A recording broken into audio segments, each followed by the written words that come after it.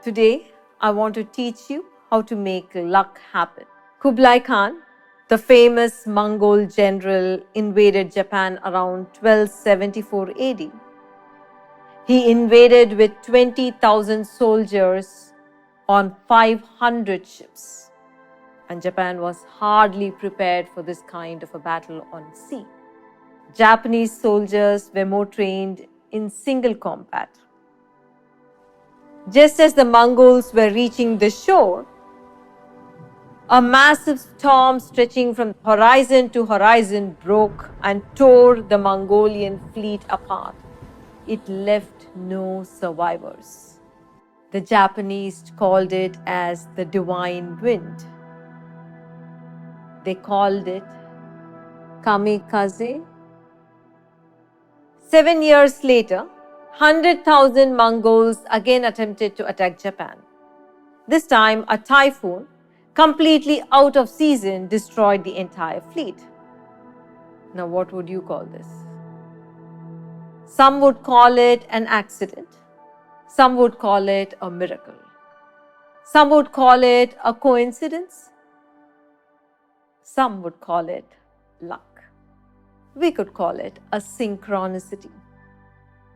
So what is a synchronicity? And why do we call it a synchronicity? We see the universe not as blocks of matter, but as patterns of energy. When we speak of synchronicities, we see that these are meaningful, harmonious occurrences that somehow are either aligned towards our heart's intention or aligned towards the greater well-being of life. Such synchronicities have happened to people, but we think they are random occurrences. But we want them to happen to us on a consistent basis. Isn't it? Is it possible? It definitely is.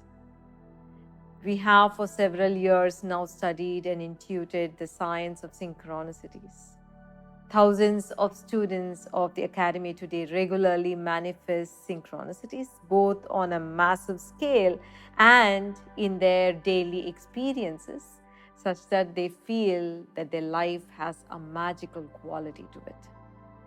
They get in touch with the right people they were looking for and land in the right dream opportunities.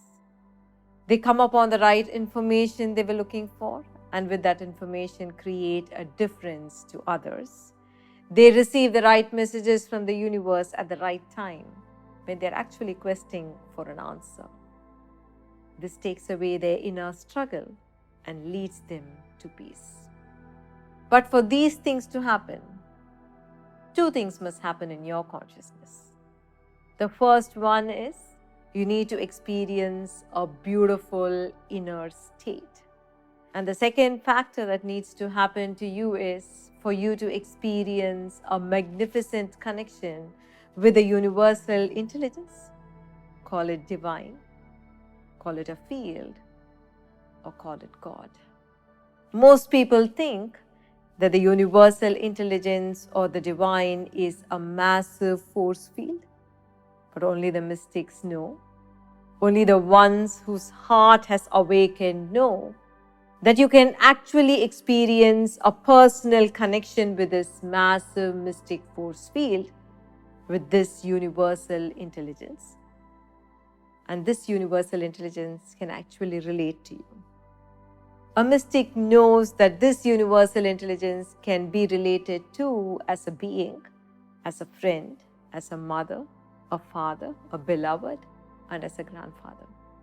When you live in a beautiful state and connect to the universal intelligence, relate to this universal intelligence and ask, then you see events flow according to a strange sequence, like balls on a pool table, and synchronicities happen. Just as physics, math, biology, or chemistry are sciences with enormous intricate details, so too the science of consciousness is vast. It is like a vast ocean with endless shores, and it reveals itself to those who are passionate.